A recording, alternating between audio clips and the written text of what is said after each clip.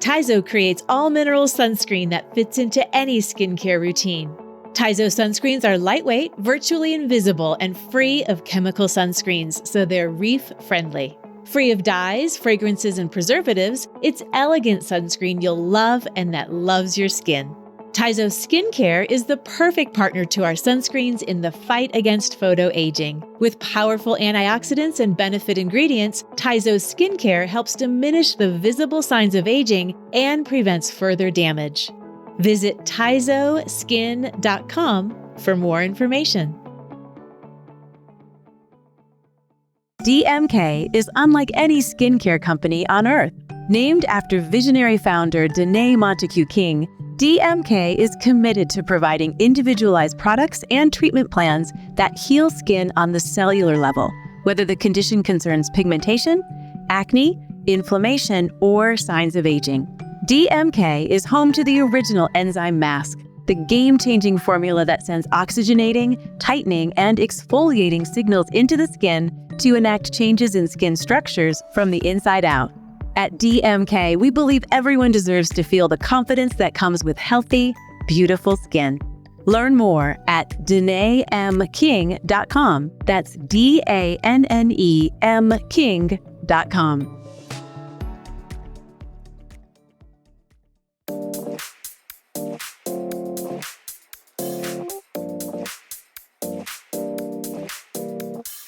Hello and welcome to ASCP Esty Talk. I'm Ella Cressman, licensed esthetician, certified organic skincare formulator, international educator, and content contributor for Associated Skincare Professionals. I am Maggie, Staszcuk, licensed esthetician and ASCP's education program manager.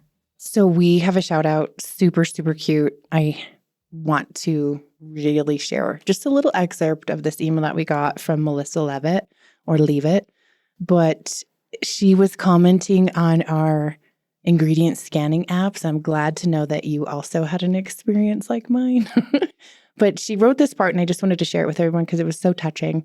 She says, "Dear Ella and Maggie, I just wanted to first mention that I truly enjoy listening to you both on these podcasts. And although I've been a licensed Esty for almost 11 years, you continue to teach me new and exciting things in our industry, along with a great selection of guests." And that's really key, I think, is there's always room to learn more in our industry. You never stop. So true.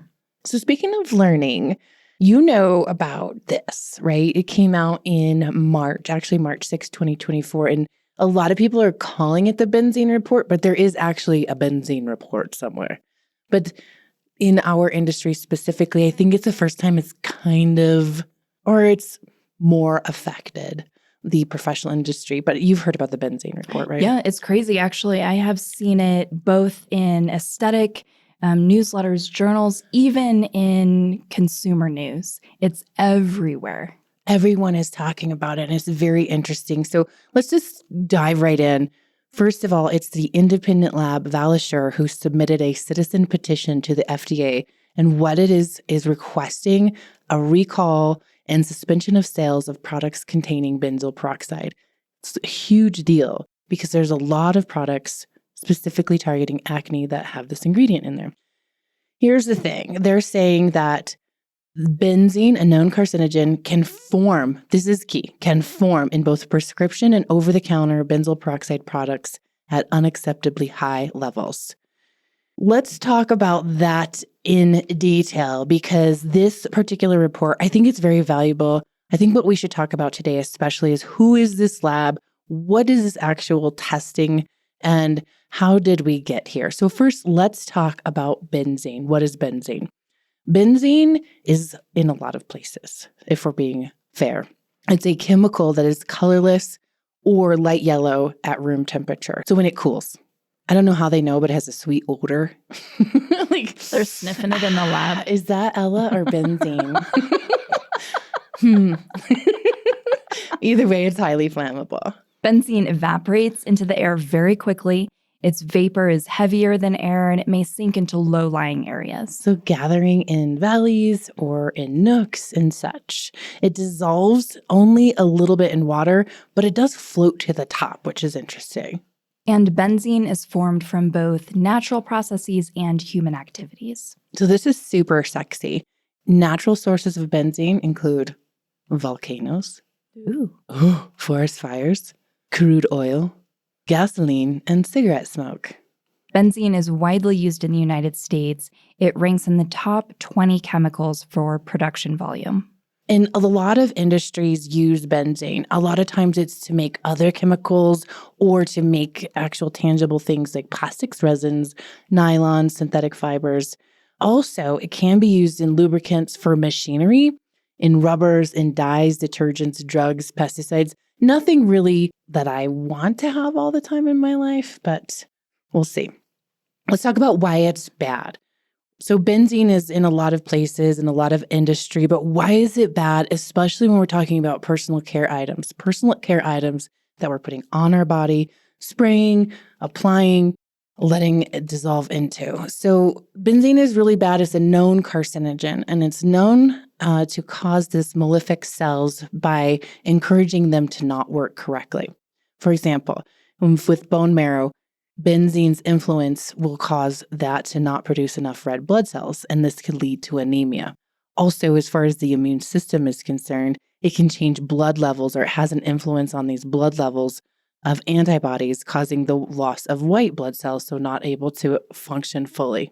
The serious of poisoning caused by benzene depends on the amount, route, length of time of exposure, as well as the age and any pre-existing medical condition of the individual using it. So the major effect of benzene from long-term exposure, from long-term, so these are a lot of factory workers or people who live near these areas where benzene is used or as part of production. The long-term exposure is on the blood, meaning that that's the main. Like you'll see other different malefic molecules or something that will have influence on skin or rashes or brain cancer or breast cancer. This is specifically blood.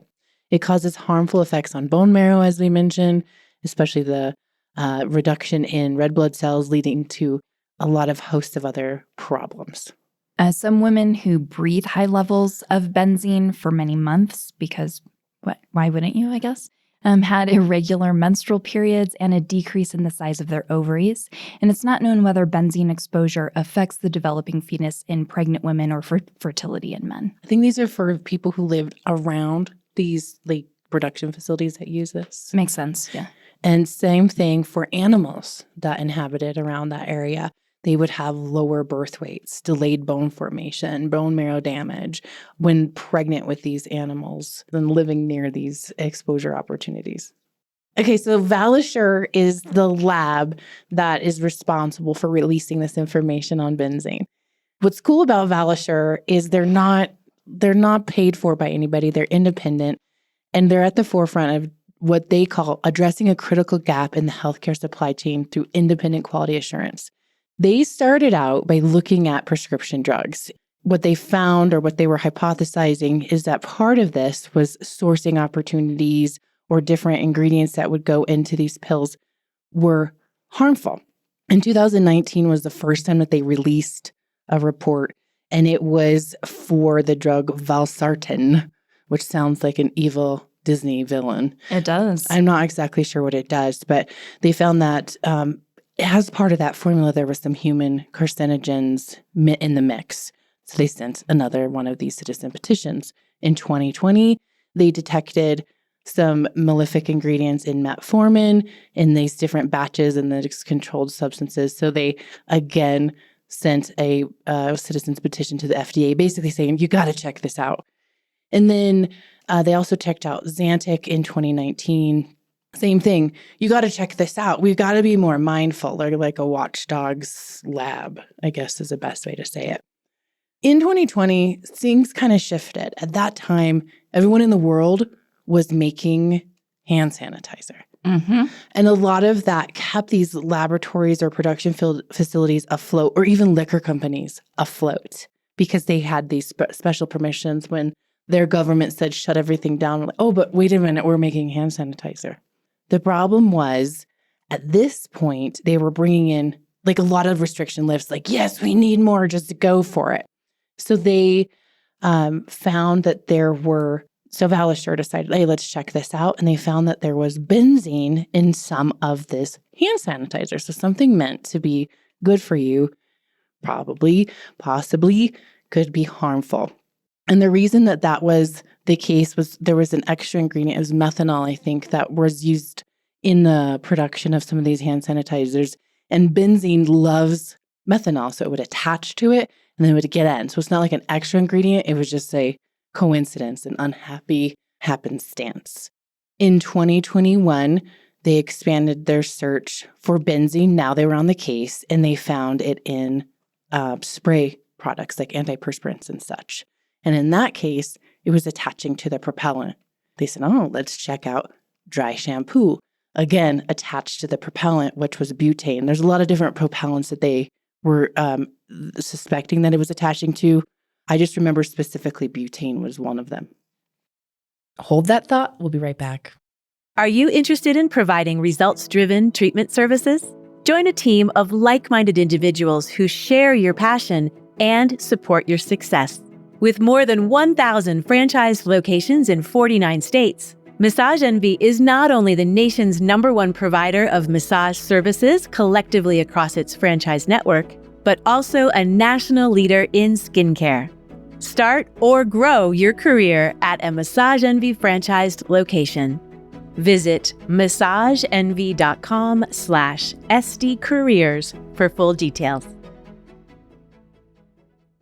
Okay, here we go. Let's get back to the podcast. So needless to say, Valisure is on the case of benzene. And so in 2023, they started research, and in 2024, they release the benzoyl peroxide portion. So what's important to understand about the benzene report for the benzoyl peroxide is they're not saying benzoyl peroxide is bad. What they're saying is they did this test and it emulated a hot car scenario. So they took benzoyl peroxide and they incubated it in a certain area. And this condition was to mimic it being in a hot car over the summer. So they measured it in Celsius, but in Fahrenheit, it was comparable to 158 degrees. And what happened at that time is benzoyl peroxide would decompose and become benzene. And then it was stuck in this little tiny valley. And remember, we learned it's either odorless or the sweet smell, and then it floats to the bottom. So it was sticking into the lower layers of this like fake car, whatever. So this exposure was potentially going to be continuing in their car, this hypothetical circumstance.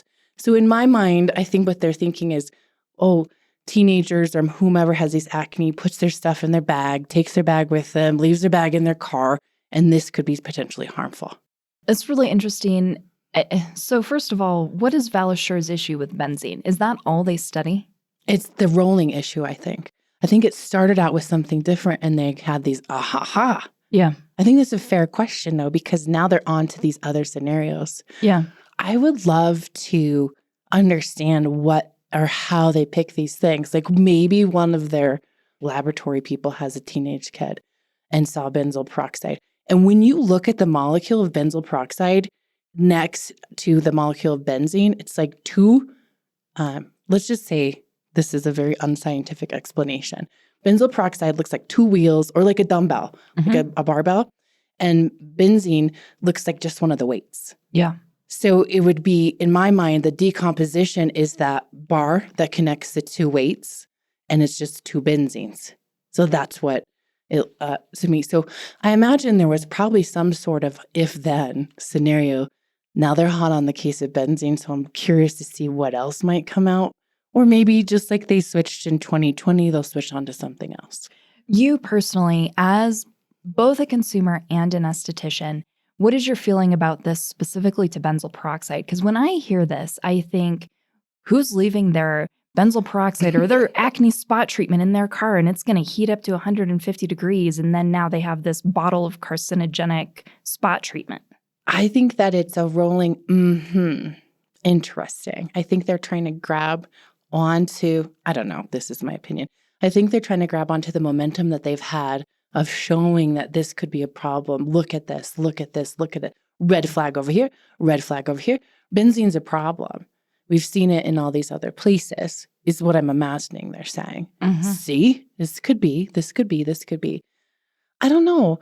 I think it's important because when we look at a bunch of other things that could cause issue, that it's good to understand. And you never know what kind of precipice this is changing or this is nudging into. Maybe there's a better way to address some things. And that's really, normally I'm like, no, you all are lying. You better stop. But for some reason, just the way, that's why I wanted to share the story of Valisure and how they started. The way that they're doing it seems to be with the best of intentions.